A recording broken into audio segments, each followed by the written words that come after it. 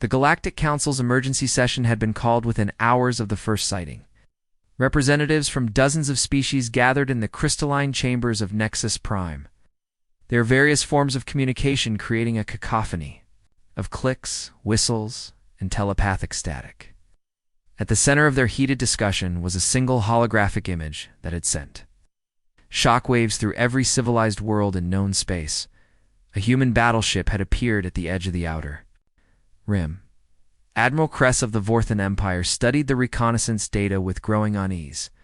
The vessel was unlike anything in their database. It's a massive construct of dark metal and angular geometry that seemed to absorb light rather than reflect it.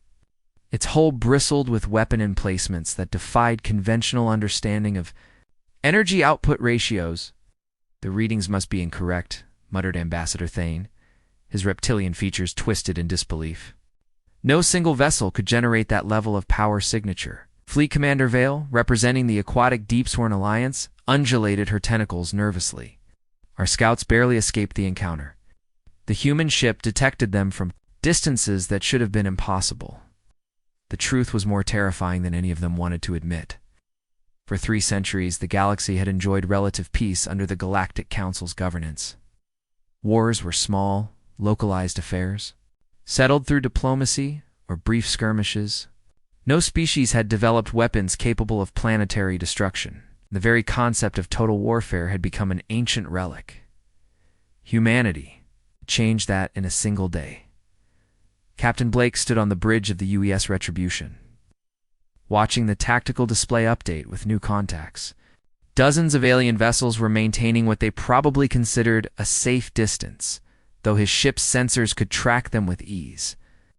The electromagnetic spectrum lit up with their communication sphere, confusion, and desperate attempts to understand what they were facing. "Sir," reported Lieutenant Torres from the sensor station, "we're receiving multiple transmission attempts on various frequencies. Universal Translator is picking up fragments, but they seem to be requests for communication."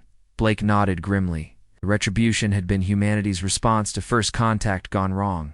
When diplomatic envoys from Earth had been captured and dissected by the Hegemony Empire 5 years ago, the message had been clear.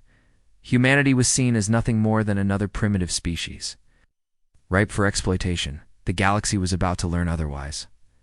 The Hegemony's battle fleet arrived with characteristic arrogance. 200 vessels of various classes, led by the dreadnought Conquest of Stars. They had come expecting to face a single primitive warship crewed by the same weak creatures they had so easily captured before. Admiral Zenth transmitted his ultimatum with smug confidence. "Primitive vessel, you will surrender immediately or be destroyed. Your species' defiance of the Hegemony ends today."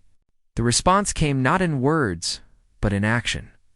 The Retribution's main batteries opened fire, and the galaxy witnessed something that would redefine warfare forever.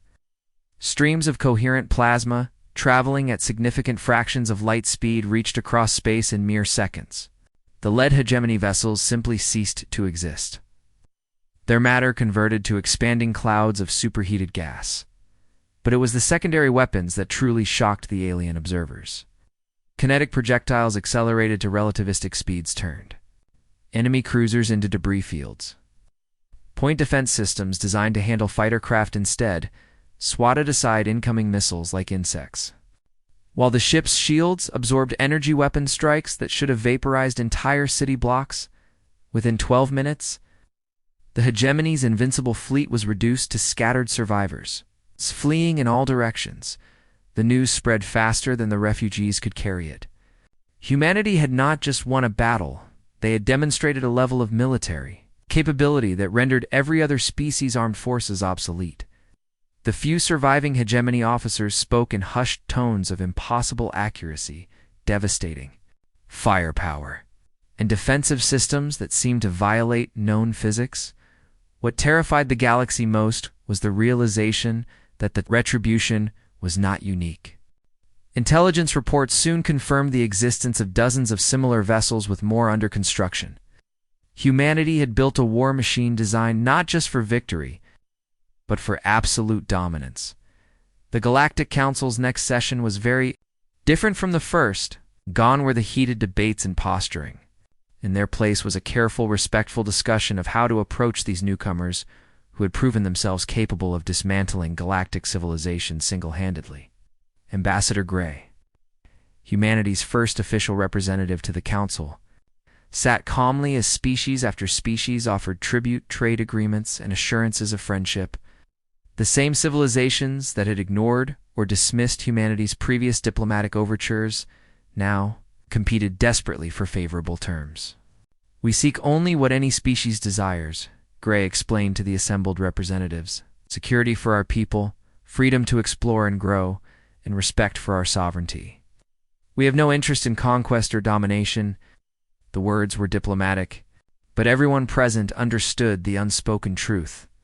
Humanity didn't need to conquer, they had already demonstrated that any aggression against them would result in swift and total retaliation. As the Retribution began its patrol route through what was once hegemony space, alien civilizations across the galaxy reassessed their understanding of warfare, diplomacy, and the dangerous species that had emerged from the small blue world they called Earth. The age of human ascendancy had begun. The galaxy would never be the same.